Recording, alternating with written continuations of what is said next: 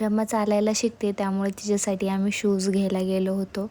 तर शूज तर घ्यायला आलो आहे, पण तिच्या साईजचे शूज आम्ही शोधत होतो, कारण की तिला भेटतच नव्हते तिच्या साईजचे. कारण की तिचे पाय खूप छोटे छोटे आहेत अजून. तरी त्यांना आम्ही शोधायला सांगितले. त्यांच्याकडे 2-3 जोड होते, मग ते त्यांनी शोधून दाखवले.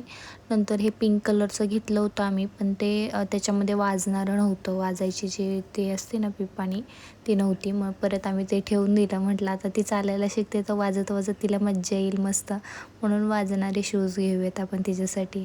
तर मस्त असे वाजणारे शूज घेतले. पहिलं तर ती चालायलाच नको म्हणत होती, पाय वाकडा वाकडाच टाकायचं बघत होती. आणि नंतर जसं ते वाजलं ना, तर इतकी मजा आली तिला, बाबालाच मारायला लागली मजामध्ये. आणि मस्त वाटलं तिला. आज दुपारी रमाबाळ जेवलीच नव्हती, रडतच होती. तर संध्याकाळी आम्ही तिच्यासाठी गेलो होतो हॉटेलमध्ये जेवायला. पण रमाबाळ अजिबात हॉटेलमधलं जेवणार नव्हती. मी तिच्यासाठी मस्त अशी डाळ खिचडी केली होती गरम गरम, आणि तिच्यासाठी घेऊन आले होते मी.